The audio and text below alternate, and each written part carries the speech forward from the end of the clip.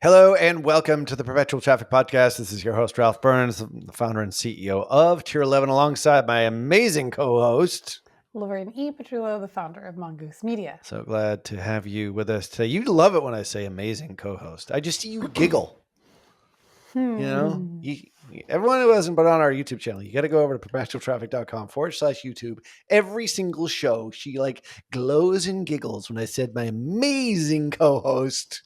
Everyone loves a compliment. Of course. Of course we do. We're humans. Today, we're humans discussing the most human endeavor. Even if you're not a sports fan, not a football fan, especially, I know a lot of people who watch the Super Bowl who hate football, and they only watch it just to watch the commercials or the advertisements, and as they're known in our industry. And I think you're one of those people. You're not like a football fan, are you? No, not at all. It's like I played soccer, the real football. That's football. Football. But it's felt like the way that you can stop and pause games so frequently, it's felt like playing video games. It's true. Like I recognize that football is a really, really hard sport to do. American football. American football. Right. It just doesn't have the same athleticism. Oh my God, please don't get mad at me. As like tennis or soccer or swimming. It's totally a sport. Look, to be 6'6" and 335 pounds, that is not easy. But you get to stop, play, decide. It's almost like you're playing a video game and getting to pause. So I don't understand football the way anyone in Texas who watches high school football hates me immediately. But you know what I do like is the Puppy Bowl. And outside of the Puppy Bowl, the commercials. So I 100% enjoy. I enjoy the game. Like, it's fun to watch. It's just, I wish there was more dynamicism, and I don't like how much it start, stop.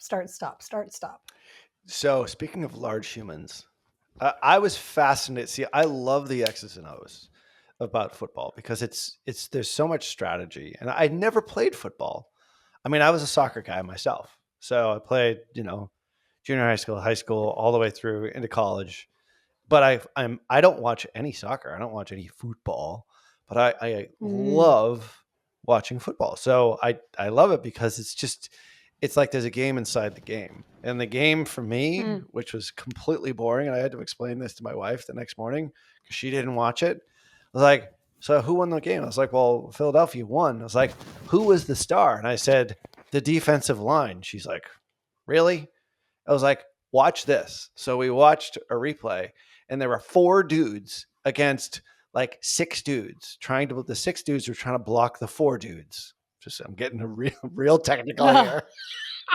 Yeah, definitely. The average size of these guys was 6'6", 338 pounds.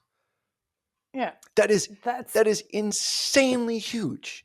So this was one of the coolest statistics. The first Super Bowl, the average size of an offensive line, I think, was like 6'3", 240 or 230. That's how much bigger everyone has become. Like, I'm sure a lot of it is enhanced. Let's not kid ourselves here. But like, these 4 guys dominated, and Patrick Mahomes, who I don't love, but I respect, and I was glad to see him lose because I'm a Patriots fan, that he was like running for his life the entire time. It was so much fun to see him running for his life. That was my pleasure watching the Super Bowl, which is really sort of sick. But anyway, the thing that we're talking about here today is the ads. Because everybody likes the ads. Everybody likes the that went into it. Is there anybody that doesn't like Super Bowl ads? Like, I've never met anybody that like, oh, I can't stand. I fast forward through them. But like, of course you want to watch them, right? It helps me with the starting and pause. Like, again, I go back to like, there's so much break time in between that there's become an entire industry based on those pauses. Yeah.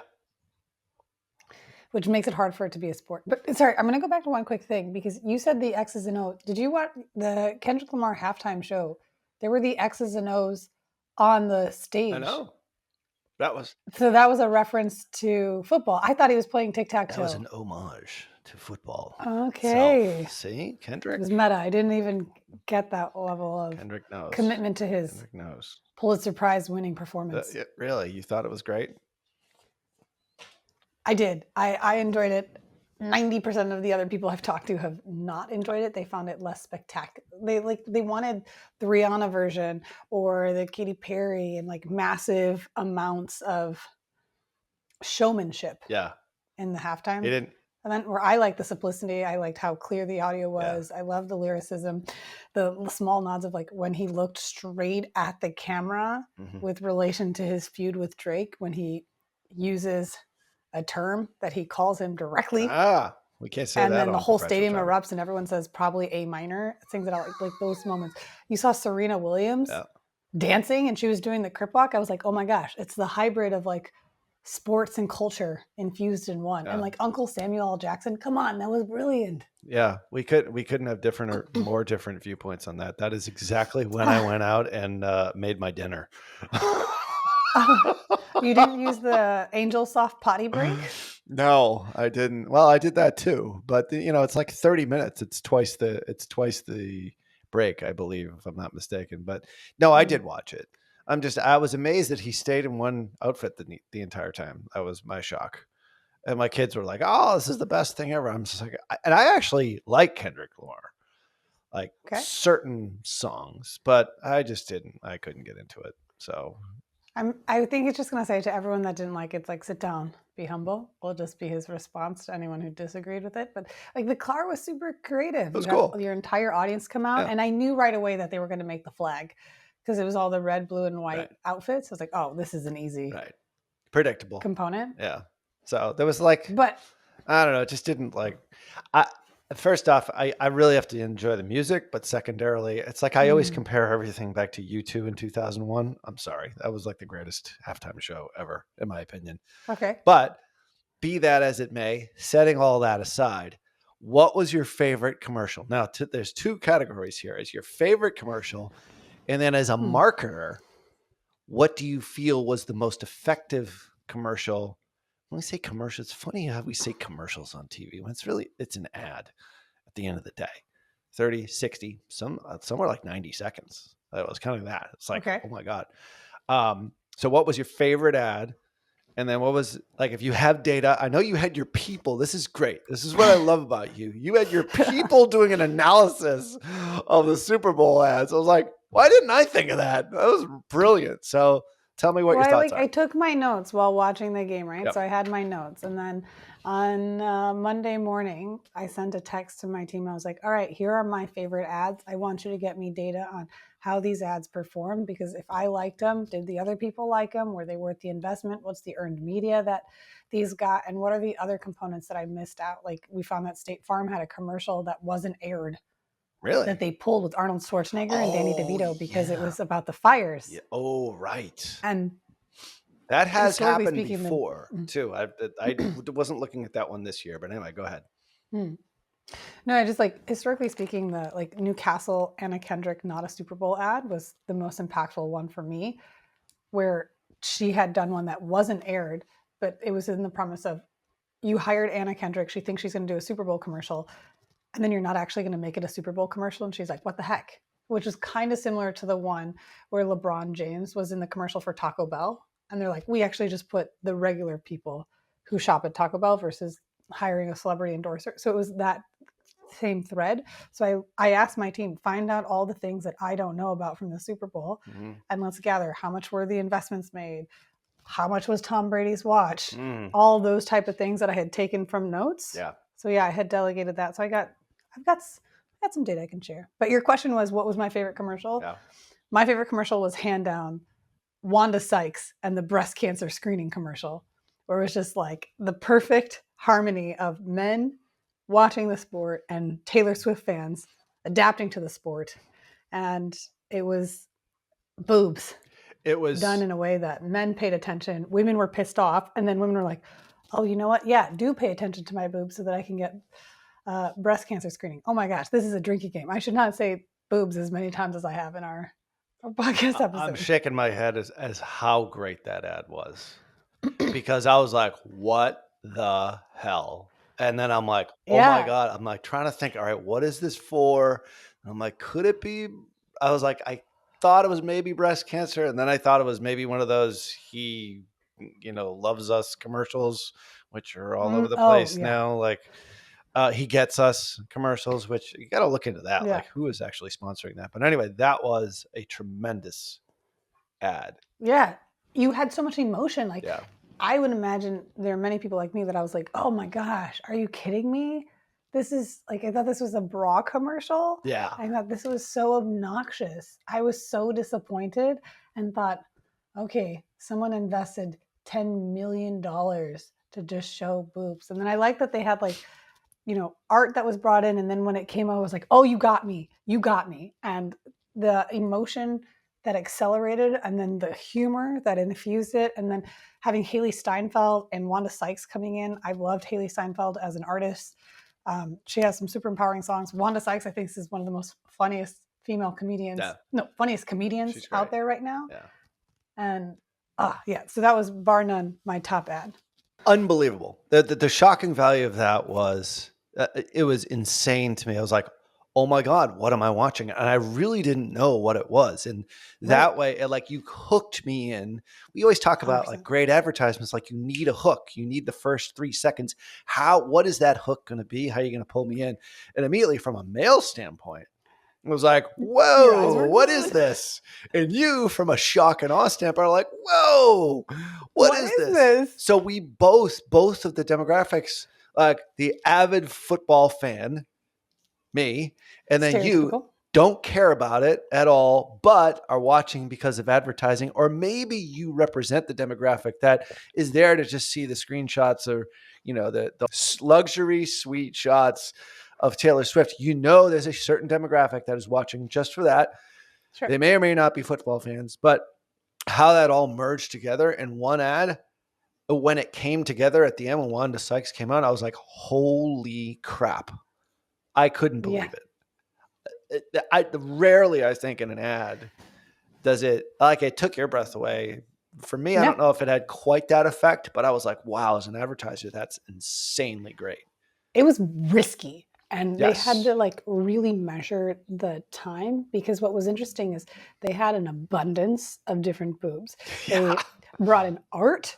Yeah. And so when they had like peaked from, it was like the stereotypical one. Then they had like almost, I believe it was like toys and stuff. And then they showed like historical artworks. And I was like, where is this going? Like every pulse of the ad sustained my attention because it was more flabbergasting, because it was shock and awe on the first hook, a crescendo of we're doubling down on this, but we're infusing other pieces of inspiration.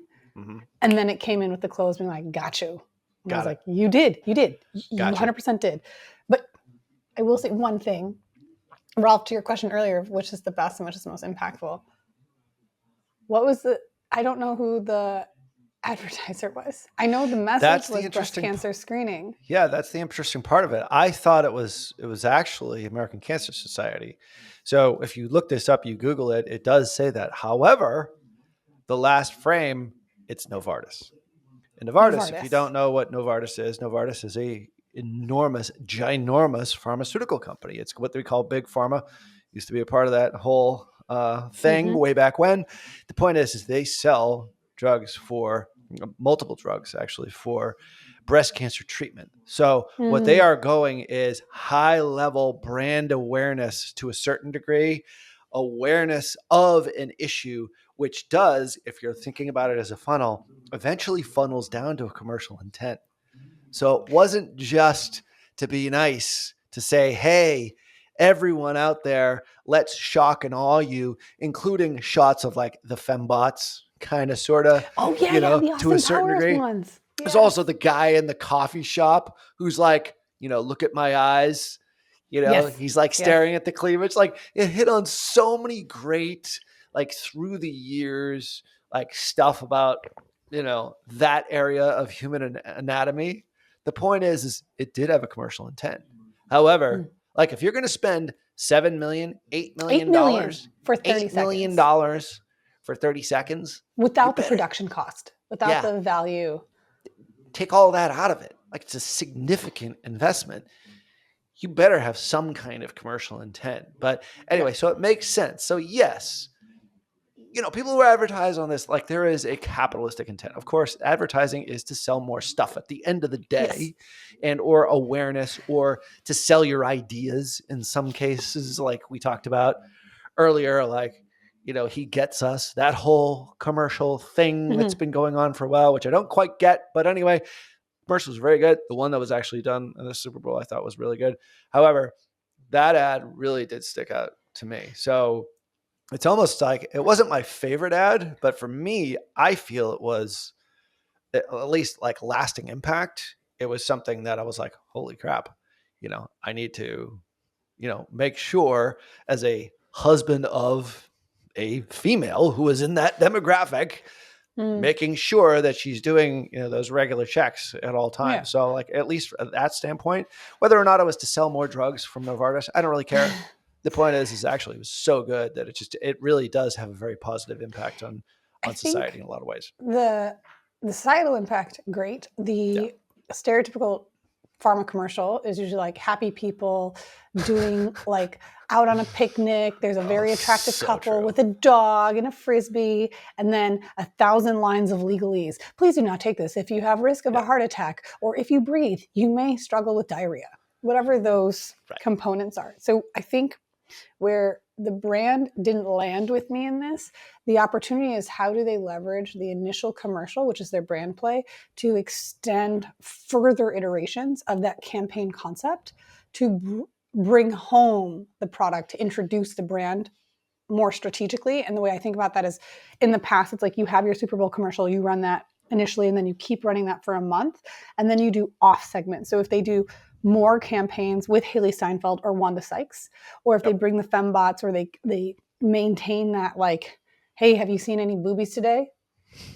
Ask them, start the dialogue. And then it's like, maybe Novartis has like conversation starters, or it's like, it's bringing a dialogue that women have that men are never a part of. And to your point, it's like, you're now introducing this conversation with Jen. But there has to be a way that for it to have the impact, it can, because this was my favorite commercial, but unless they do more to it, I don't think it's be the most impactful for the company. You need a tail on that. They need a tail. Yeah. They need to have iterations. They need to continue that campaign. Maybe they have like partnerships where they're buying billboards at like breast cancer wards at hospitals. Fortunately, I've never had to go into that department. Oncology but like maybe wards. they have oncology. Mm-hmm. Okay, perfect. Or near like OB/GYN clinics where they have the billboards, and it's like, let's like check out boobies, or like whatever that kind of language is, so that it's bringing in their brand, so that you can have that tail and connection. Otherwise, it's going to be a really great campaign that looks good on earned media, but I had no idea till you just told me who that ad was from. So it was effective from an awareness standpoint. So when I look at an ad, it's like, I love that ad, but do I remember what the brand is? Maybe the first time that I saw it. So for example, we're going on like our favorite ads. Like, that was your favorite ad? Yes. Okay. 100%, hands down. So my favorite ad, like, I just respond to just humor, just in general. Okay. And I thought my favorite ad was the Bud Light ad, which is Big Men on the Cul-de-sac is what it's called. Oh, so, yeah. With Post Malone and Shane Gillis. I love Shane Gillis, by the way. I just think he's absolutely hysterical. Best Trump impersonation I've ever seen, by the way. Okay. We'll probably like leave some, we'll leave a link in the show notes to one of his funniest, beautiful dogs. If you have seen that on YouTube, oh my God, you're going to have to watch it. We'll leave links in the show notes over at perpetualtraffic.com. I thought that was just absolutely hysterical. It was just so funny because they are coming back from about 2 years ago, a major blunder on a marketing, a massive, business schools are going to talk about this for years. For sure. Marketing blunder, which you can get into some of the details. But the point is like, they lost the number one status as the number one light beer. It's now Modelo.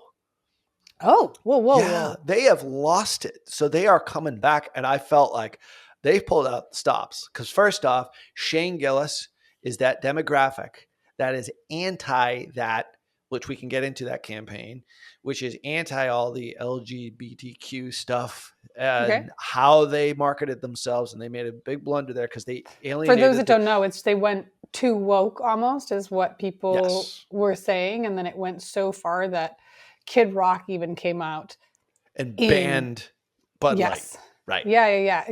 Like there's a place, Crazy. time and place and a way to do it. But the campaign failed because it was such a doctrine shift. Yep. There was no ease into it, and it just isolated people that don't share those same beliefs. Yeah. So we'll leave links in the show notes for that ad in particular. And I forget the spokesperson for it. But anyway, so it alienated their core audience, which is basically Gen Z millennial men. And Post Malone and Shane Gillis, right up that alley. Also, hold on. You say Gen Z millennial men. It's college age guys that don't have money to spend on higher quality beer. So Gen Z, right? Gen Z and It's below. It's like the intro. It's like Miller High Life and Bud Light. It's the gateway beer because you could buy a case and not have to break the bank. Not necessarily though. Like That was my experience with it. Most of my friends, Gen X and millennials, like they drink a lot of Bud Light. Like that's their thing. Like we have a beach right in front of us, Sagamore Beach. Like the official beer of Sagamore Beach is Bud Light. And then it wasn't after those commercials. Unbelievable. So we go down there on the weekends. Like I know what everybody's drinking. But the point is, yes, you can afford like the craft brews and all that other stuff. But like your go-to on a hot, Sunday afternoon is Bud Light. And it always has been. Anyway, the point is they lost that whole market. And I think this is not that I agree or disagree, but I thought this was a hysterically funny. Like I said, we'll leave a link on this in the show notes for all the ads in case you missed some of these. But I thought that was my favorite one just because of the humor value. And then I thought about it business-wise. I'm like, this is really smart. So it's very effective, in my opinion, the same way. So sort of serves a dual purpose. I like that it showed that you can have Bud Light with your friends, you can have it with a barbecue, you can have it with your neighbors. It just showed the different ways in which you can enjoy a beer beyond just the by yourself, but it's like bringing the community. And Bud Light has done really great communal events as a beer brand. I've always been super impressed by those. I just was not a Bud Light fan. But the ad was good. The ad was good. I'll give it to you. All right. So we've gone through our favorite ones. What do you think is the most effective one that you saw? Like and let's define what effective really means from a marketing standpoint. Okay, fair. I think the most effective one for me, based on the definition of impact, longevity, and uniqueness to the audience, is going to be what NASCAR did. Okay. They had 3 different slots. So they had a campaign, and honestly, in the diversity of ad types, there weren't as many beer ads as usual. There weren't as many stereotypically Southern demographic ads. Like I found that it was super diverse. There were a lot more women in the ads. It was a greater, broader demographic appeal, where I thought that NASCAR's bid was the most impactful because they had 3 different spots, and their first spot was like introducing a NASCAR current icon, and then just it kept reinforcing. And I don't think a lot of the brands were catering to the NASCAR fan base, where it was just catering to the larger US population. So in terms of like leaning left, leaning right, I found that more ads leaned right or down the middle, whereas the NASCAR was like, hey, we're going like, this is a men's sport. There are definitely a lot of women who watch it, but it felt like it was going to have the most impactful because of the consistency of the ads, the diversity of the type of ads, and then the like, you like sports, here is another sport to be introduced to. Mm-hmm. Interesting. What was it about it that makes you think it was particularly like just because it introduced the personality? I'm trying to get to like, what is it specifically? Yeah. So the first ad was showcasing a new driver who, let's be real, is a very attractive man. And so it attracts a little bit to the female audience, but it was showcasing, it was doing good storytelling. It wasn't just about the sport. It was about the person and the upcoming season and just the sport in general, which I think has a lot of crossover for football fandom. Because when I think of NASCAR, I think Southern states fandoms, and football is bigger in the South. There are high schools with $1 million stadiums, right? Sure. So I just thought that it was leaning into an audience that was not very well served in the other ad. So the reason I think it was most impactful is because it had almost a unique viewership, because there are going to be some ads that people absolutely tuned out. I loved WeatherTech's ad where it had the mature women and they were in their cars living their best life. And, even like partying. Not too fast. Yeah. Not too fast, not too serious. It's still leaning in a different direction. Whereas this was NASCAR. This is the sport. This is for, it was just so direct. And then it had the greater appeal of why NASCAR as a sport could be interesting for those that don't currently follow NASCAR. Like I follow Formula One. NASCAR, you just keep going in a left turn. Formula One, you have different routes. That's generally speaking why I like F1 more than NASCAR, but it was introducing a new driver. It was introducing the diversity of the sport, showcasing like the aggression, the fun of exotic cars, but American exotic. So it felt very Southern American. Mm-hmm. Whereas everything else felt New York and LA produced. So the funny thing about that is I don't remember that ad at all. It had zero impact on me. Okay. Because anything NASCAR, I kind of tune out. I'm from the North. Like, I don't watch NASCAR. I do watch Formula One, but it's on at an odd time on Saturdays and Sundays. So it's like, I don't really watch it. I did watch Drive to Survive. I watched all 6 seasons, which I thought was awesome.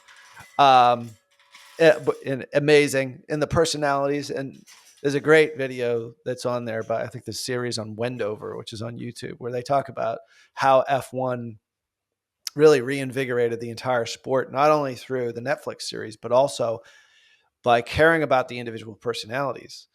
And as opposed to just looking at the rankings, there's the Constructors Champion, which is basically Ferrari and Mercedes and Alfa Romeo versus each other versus the individual dudes who win or lose, like Lewis Hamilton, Max Verstappen, Lando Norris, like all those guys. Like the fact that I actually know their names now is crazy because look at that. Carlos Sainz, you almost talked about my favorite driver after Hamilton. I love Carlos Sainz. Only one who can drive in the rain. That's right. He's a great rain driver.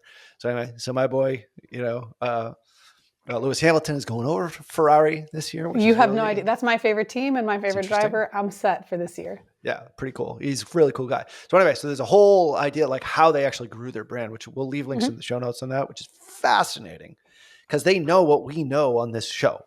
Is like you have to care about the personalities. It's not just about who's winning and who's losing, because what they're finding is like everyone was like Lewis Hamilton was so far ahead of everyone for like 7 years. It didn't matter.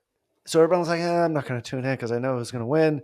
Well, Lewis always wins every race. But they didn't care about Lewis Hamilton. So they made the shift over to it. So anyway, the point is, but NASCAR for me, I tune that stuff out completely because I'm actually into other stuff. So it's fascinating that was your most effective commercial. For me, totally biased. Once again, New England sports fan. I thought the most effective commercial for shock value, and I remembered it, included my boy with the $740,000 watch, Tom Brady, and it was the Duracell ad because I didn't know if they had gone back to the live broadcast or not. Okay, so bringing in those two broadcasters, right. That was, and I was like, oh, the background looks a little bit different because they were on a green screen on the main broadcast. This is how I thought. So I was like, but it immediately made me like look up from my phone because I heard his voice. I'm like, all right, we're back. So from an effectiveness standpoint, like it got my attention. Okay. And then it was kind of brilliant because the knock on him is that he's robotic. And okay. I didn't know that tie into the ad. Yes. And he's self-aware, but he kind of gets offended when people talk to him about that. Because anyway, there's so much written in the Boston media about Tom Brady. It's crazy. I mean, he did win 6 You have more exposure to this. Yeah. But anyway, the point is like I know intimately like how it kind of is. So the fact that he actually, that he changes batteries on his forearm was absolutely comical. He's in the shop, by the way. So anyway, that I thought was the most effective ad for me because it caught me even more so than the Novartis ad that we talked about, because I watched the whole thing because I was like, all right, I'm back. In the how they did it, they threaded it in. It was like at the end of the series of ads. It wasn't like the first. If it was the first ad, I would have been like, this is a commercial. But they had like 2 or 3 ads, and then they had that one. Maybe it's like the 4th or 5th one. So that one, and then it was funny. And the fact that he kind of goes down like this, as a robot, and the guy comes in and changes his batteries. I thought it went more to like the longevity of him. So like you have Duracell, his longevity of his career, but I hadn't realized there was a play on the robotics component. So that's even better. But yeah, when it had Kevin Burkhardt and Tom Brady, I can see how you thought like it was back to it, so it would capture your attention. Right. So I'll give you that one for sure. But it was interesting because like who uses batteries anymore? Right. True. But if you do, like, do you choose the store brand or you go with Duracell? Like, they've done a good job at differentiating there. It's like, I don't know. If I want it to last a little bit longer, I guess I'll get the Duracells. So it did.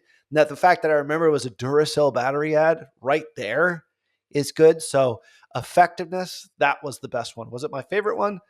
No.